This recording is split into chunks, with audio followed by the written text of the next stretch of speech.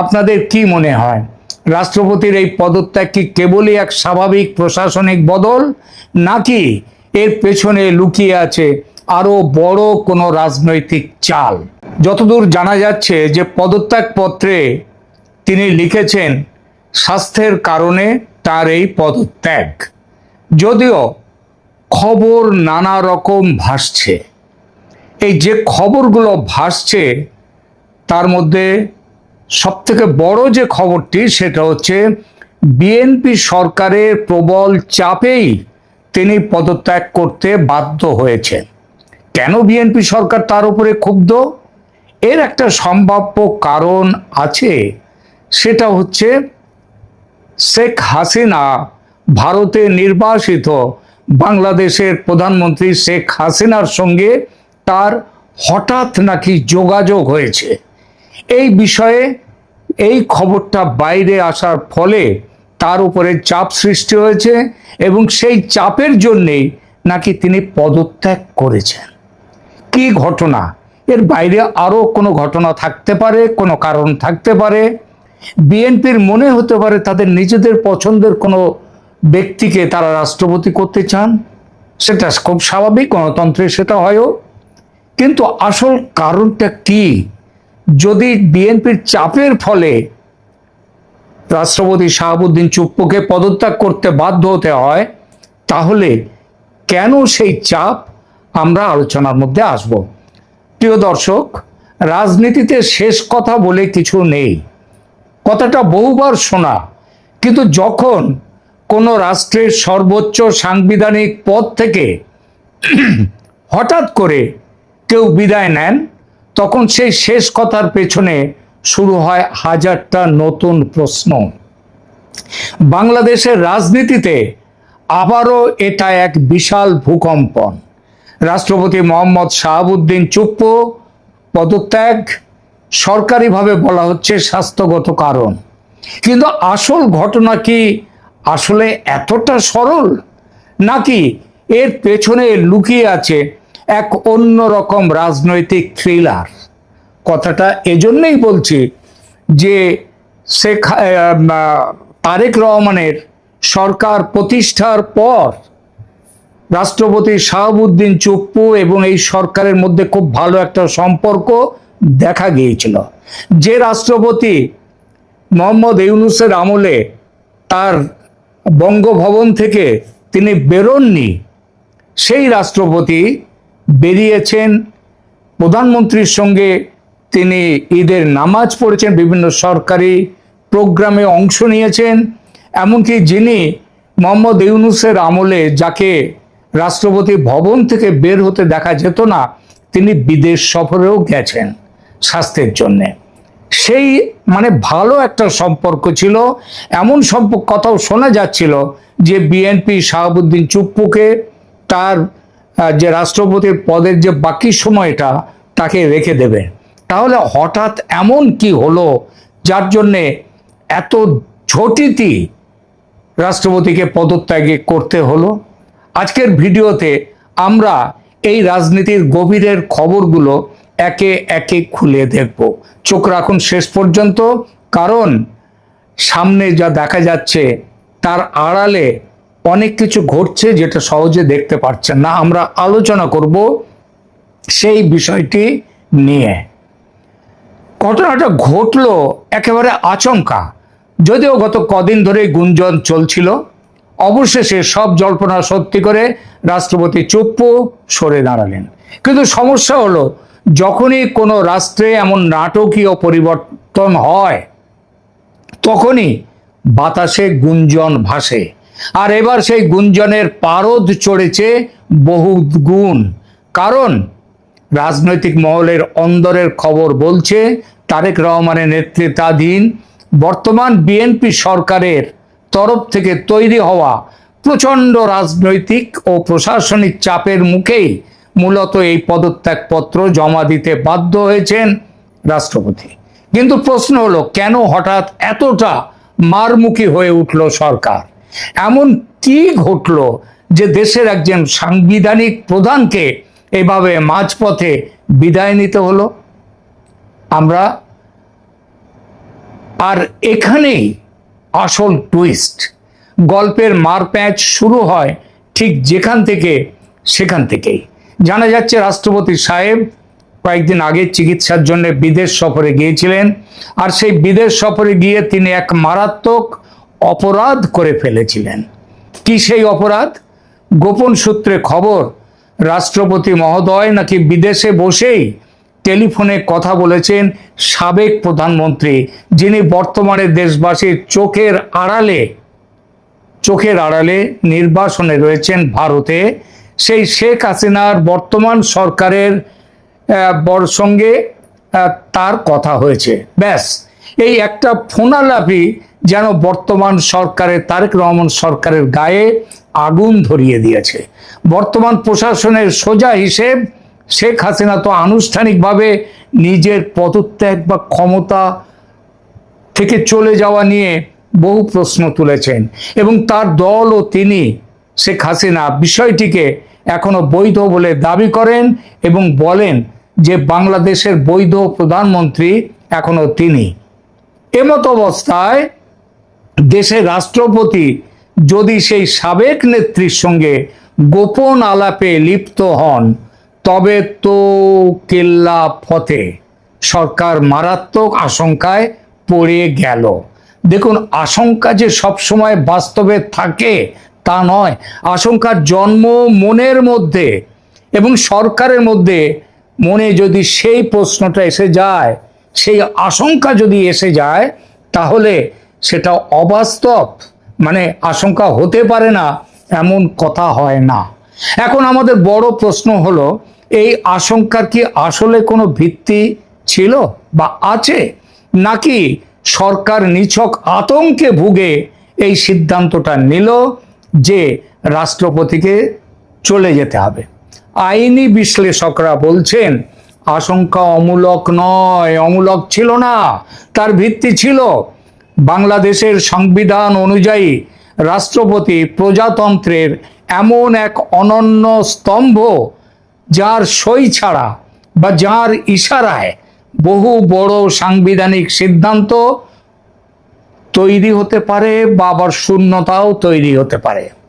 সরকারের শীর্ষ মহলের ভেতরে একটা চরম ভীতি কাজ করতে শুরু করেছে যে রাষ্ট্রপতি শাহাবুদ্দিন চুপ্পু যদি সুযোগ বুঝে বা সাবেক প্রধানমন্ত্রীর সঙ্গে কোনো অদৃশ্য বোঝাপড়ার মাধ্যমে এমন কোনো সাংবিধানিক প্যাঁচ কষেন যা বর্তমান সরকারের বৈধতাকে চ্যালেঞ্জ করে, তাহলে তো পুরো দেশে এক আইনি গৃহযুদ্ধ বা সাংবিধানিক সংকট শুরু হয়ে যাবে।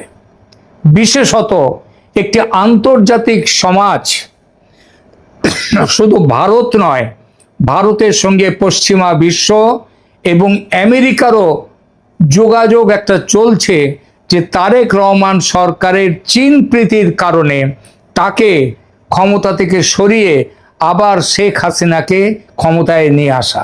এবং এই প্রক্রিয়ার মধ্যে যদি শাহাবুদ্দিন চুপ্পু সায় দিয়ে দেন, যদি শেখ হাসিনা দেশে চলে যাওয়ার পর তিনি যদি বলেন যে শেখ হাসিনাই দেশের প্রধানমন্ত্রী, বৈধ প্রধানমন্ত্রী আছেন, এবং তাতে যদি বাংলাদেশের সেনা যদি তাতে কোনো রকমভাবে মত দেয়, সহমত হয়, তাহলে একটা ভয়ঙ্কর সাংবিধানিক মারপ্যাঁচ শুরু হয়ে যাবে। সংবিধানের মারপ্যাঁচ কেমন মারাত্মক হতে পারে তা তো আপনারা গত 2 বছরে হাড়ে হাড়ে টের পেয়েছেন বাংলাদেশে। তাই বর্তমান সরকার কোনো ঝুঁকি নিতে চায়নি। তারেক রহমানের সরকার পরিষ্কার বুঝেছে রোগ সারাতে হলে গোড়া থেকেই উপড়ে ফেলতে হবে। আর সেই গোড়াটাকে, গোড়াটা রাষ্ট্রপতি। কারণ রাষ্ট্রপতি শেখ হাসিনা ডিসেম্বরের মধ্যে, অনেকে বলছেন অক্টোবরেও তিনি ফিরে আসতে পারেন, এবং যদি তিনি দেশে ফেরেন তাহলে একটা সাংবিধানিক সংকট শেখ হাসিনাকে দিয়ে রাষ্ট্রপতি তৈরি করে ফেলতে পারেনি। আর তার পেছনে যদি বাংলাদেশ সেনার, কারণ বাংলাদেশ সেনা তো নিজের মতে চলে না, তাকে চালায় আন্তর্জাতিক চক্র, বাংলাদেশ সেনা যদি সেই সিদ্ধান্তে রাষ্ট্রপতির তাতে যদি সহমত হয় তাহলে তারেক রহমান সরকারের বিদায় তো কয়েক মিনিটের ব্যাপার। আর এই যে ভাবনাটা, তার মানে রাষ্ট্রপতি রয়েছেন সবকিছুর গোড়ায়, অতএব গোড়াটাকে উপড়ে ফেলতে হবে। আর সেই সুদূর প্রসারী ভাবনা থেকেই রাষ্ট্রপতিকে বিদায় করে দিয়ে সেই সম্ভাব্য সাংবিধানিক রন্ধ্রপথ চিরতরে বন্ধ করে দেয়া হলো রাষ্ট্রপতিকে সরিয়ে। একে মিলিটারির ভাষায় বলে প্রিএমপ্টিভ স্ট্রাইক, বা আক্রমণ আসার আগেই আগাম আক্রমণ। প্রতিপক্ষ কিছু বুঝে ওঠার আগেই নিজের কোণ সুরক্ষিত করে নেয়া। নতুন সরকারের জন্য এই মুহূর্তে স্টেবল বা স্থিতিশীল থাকাটা সবচেয়ে বড় চ্যালেঞ্জ। সেখানে বঙ্গভবনে বসে যদি কেউ উল্টো রথের যাত্রা শুরু করেন, তবে তা সহ্য করার মতো বিলাসিতা এই সরকারের নেই। কারণ এই সরকার তৈরি হয়েছে অনেক কিছু ইফস অ্যান্ড বাটস এবং প্রশ্ন নিয়ে। তাই স্বাস্থ্যগত কারণের লেবেল সাঁটিয়ে কার্যত এক প্রকার বাধ্য করা হলো রাষ্ট্রপতিকে চলে যেতে। তাকে বাধ্য করা হলো পদত্যাগপত্র জমা করতে স্পিকারের কাছে। এর মাধ্যমে সরকার দুটো মেসেজ পরিষ্কার করে দিল। এক, ক্ষমতার কেন্দ্রে এখন ছক কাটার দিন শেষ। দুই, কোনো সাংবিধানিক ফাঁকফোকর দিয়ে পুরনো লবিকে বা শেখ হাসিনাকে আর কামড় বসাতে দেয়া হবে না। তাহলে দিনের শেষে কি দাঁড়ালো? শাহাবুদ্দিন চুপ্পুর এই বিদায় কেবল একজন ব্যক্তির পদত্যাগ নয়, এটি ক্ষমতার নতুন সমীকরণে এক মহা অভিযানের অংশ। শেখ হাসিনাকে কেন্দ্র করে তৈরি হওয়া সেই অদৃশ্য সাংবিধানিক ভূতকে এইভাবেই ঘাড় থেকে ঝেড়ে ফেলল বর্তমান প্রশাসন। প্রিয় দর্শক, আপনাদের কি মনে হয়, রাষ্ট্রপতির এই পদত্যাগ কি কেবলই এক স্বাভাবিক প্রশাসনিক বদল, নাকি এর পেছনে লুকিয়ে আছে আরো বড় কোনো রাজনৈতিক চাল? বাংলাদেশের 22তম রাষ্ট্রপতি মোহাম্মদ শাহাবুদ্দিনের পদত্যাগের ডামাডোলের মধ্যে 24শে জুলাই একটি খবর গুরুত্ব পায়নি। সেটি হলো ঢাকার মতিঝিলে মেট্রো রেল স্টেশনের নিচ থেকে ছাতার মধ্যে থাকা একটি শক্তিশালী আইইডি বোমা উদ্ধার করা হয়। এতটাই শক্তিশালী যে বিশেষ সতর্কতা নিয়ে বোমাটি নিষ্ক্রিয়করণের সময় একজন পথচারীর গায়ে স্প্লিন্টার লেগেছে। উদ্ধার হওয়া বোমাটির ধরন, এর বিস্ফোরণ ক্ষমতা ও শক্তির কথা আঁচ করতে পেরে আইন শৃঙ্খলা বাহিনীর সংশ্লিষ্টদের মধ্যে বেশ চাঞ্চল্য দেখা দিয়েছে। কারণ বোমাটি শক্তিশালী আইইডি বোমা, যাকে বলা হয় ইম্প্রোভাইজড এক্সপ্লোসিভ ডিভাইস। বোমায় ব্যবহৃত সরঞ্জাম দেখে নিশ্চিত হওয়া গেছে এটি বাংলাদেশেই বানানো। পুলিশ ও বিস্ফোরক বিশেষজ্ঞদের ধারণা, দেশীয় প্রযুক্তি ও সরঞ্জাম ব্যবহার করে সূক্ষ্মভাবে এমন ইম্প্রোভাইজড বোমা বাংলাদেশে এর আগে পাওয়া যায়নি।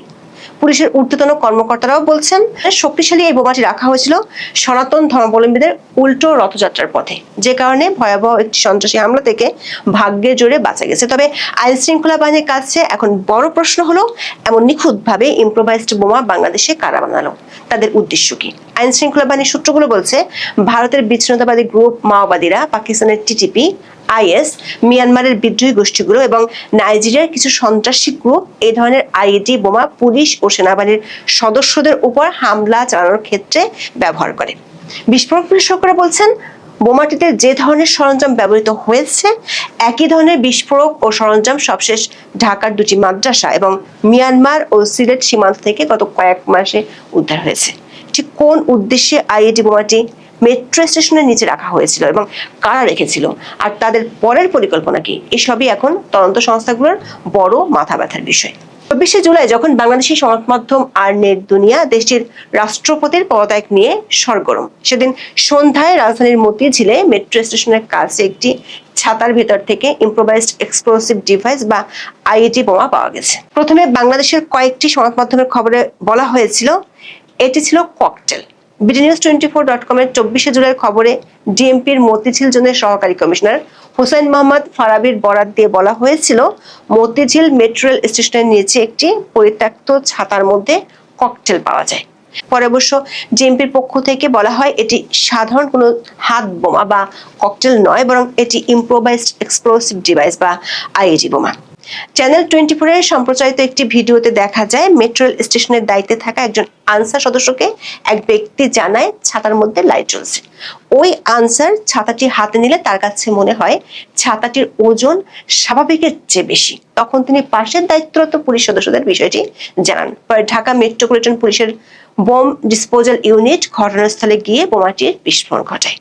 এই ঘটনায় পুলিশের পক্ষ থেকে মতিঝিল থানায় এসআই মির্জা মোহাম্মদ মুক্তা বাদী হয়ে বিস্ফোরক দ্রব্য আইনে অজ্ঞাত ব্যক্তিদের আসামি করে একটি মামলা দায়ের করেছেন। এই এজাহার থেকে বেরিয়ে এসেছে একটি ভয়ঙ্কর তথ্য। এজাহারে ঘটনার বিবরণীতে গিয়ে লেখা হয়েছে, বোমাটি পাতা হয়েছিল সনাতন ধর্মাবলম্বীদের উল্টো রথযাত্রার পথে। রথযাত্রার শোভাযাত্রাটি যখন এই বোমা পাতা পথ পার হয়ে যাচ্ছিল তখন পুলিশ সেটি ঘিরে রেখেছিল।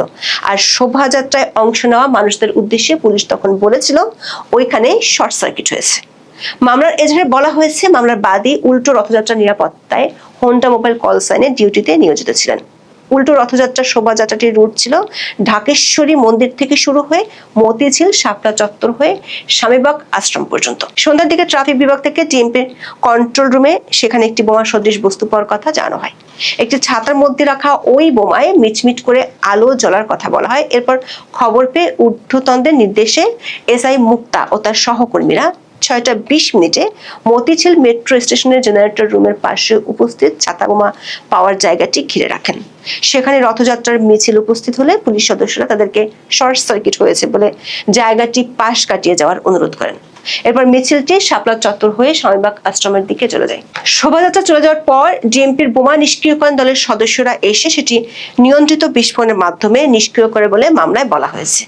পুলিশ সূত্রে জানা গেছে, প্রথমে বুঝতে না পারলেও পরে তারা বুঝতে পারে বোমাটি সাধারণ কোনো বোমা নয়, বরং এটি শক্তিশালী ও নিখুঁতভাবে বানানো একটি ইম্প্রোভাইজড এক্সপ্লোসিভ ডিভাইস বা আইইডি বোমা। ডিএমপির বোমা নিষ্ক্রিয়করণ দলের একজন কর্মকর্তা bdnews24.com-কে বলেছেন, ওটা ছিল একটা পাইপ বোমা যাকে বলা হয় আইইডি বা ইম্প্রোভাইজড এক্সপ্লোসিভ ডিভাইস। এর ভিতরে 13 কেজির মতো সালফার ছিল আর ছিল প্রচুর তারকাটা ও ধারালো লোহার টুকরো। ব্যাটারি ও সার্কিট জোড়া দিয়ে ডিভাইসটি এমন ভাবে তৈরি করা হয়েছিল যে কেউ ছাতা খোলার জন্য বোতামটি চাপলে এটা বিস্ফোরিত হতো। তখন লোহা লকড়ের টুকরোগুলো স্প্লিন্টার হয়ে আশেপাশের লোকজনকে ক্ষত বিক্ষত করত। বোমাটি যে শক্তিশালী ছিল তা বোঝা যায় ডিএমপির কার্যক্রমে। ডিএমপি বোমা ডিসপোজাল ইউনিট এলাকাটি কর্ডন করে বিস্ফোরণ ঘটিয়েছিল। তা সত্ত্বেও সেই নিষ্ক্রিয়করণের সময় একজন পথচারী আহত হয়েছেন। 66 বছর বয়সী মিরাজ আহমেদ নামের ওই ব্যক্তি শিক্ষা মন্ত্রণালয়ের কর্মচারী। তার বাম চোখে স্প্লিন্টার লেগেছে। পুলিশের সূত্রগুলো বলছে 200 মিটার বা তার বেশি দূরত্বে স্প্লিন্টার গিয়ে ওই ব্যক্তি আহত হয়েছেন। আইন শৃঙ্খলা বাহিনীর সদস্যরা বলছেন, ভয়াবহ এক বিপদ থেকে রক্ষা পাওয়া গেছে, কারণ বোমাটি এমন ভাবে ইম্প্রোভাইজড ছিল যাতে যে কেউ ছাতা খোলার বাটনে পুশ করলে বোমাটি বিস্ফোরিত হতো। তখন লোহার টুকরাগুলো স্প্লিন্টারের মতো চারদিকে ছিটকে আশেপাশের মানুষকে গুরুতর আহত বা নিহত করতে পারত। তাছাড়া ছাতার মধ্যে বোমাটি যেখানে ছিল তার কাছেই ছিল মেট্রো স্টেশনের জেনারেটর রুম। এতে আরো বড় রকমের বিপদেরও আশঙ্কা ছিল। পুলিশ কর্মকর্তাদের ভাষ্য, উল্টো রথযাত্রাকে টার্গেট করে সেখানে বোমাটি পাতা হয়েছিল বলে তারা ধারণা করছেন। সেটি আগেই শনাক্ত করতে পারে বড় বিপর্যয় এড়ানো গেছে। মামলার এজাহারে উল্লেখ করা হয়েছে, সরকারের ভাবমূর্তি বিনষ্ট করতে পূর্ব পরিকল্পিতভাবে বোমা বিস্ফোরণ ঘটিয়ে জনগণের জীবন বিপন্ন করার লক্ষ্যে বোমাটি সেখানে পাতা হয়েছিল। এখানে দুটো প্রশ্ন উঠে আসে। এক, এই ধরনের আইইডি বোমা আসলে কতটা শক্তিশালী? আর 2, বাংলাদেশে এমন বোমা কারা বানায়? বিস্ফোরক অধিদপ্তরের একজন কর্মকর্তা বলেছেন, মামলার এজাহারে যেসব আলামতের কথা পুলিশ উল্লেখ করেছে সেগুলো দেখে বোঝা যায় বোমাটি বাংলাদেশেই বানানো। কারণ মামলার এজাহারে সানলাইট ব্যাটারির মতো কিছু দেশীয় সামগ্রীর কথা উল্লেখ আছে।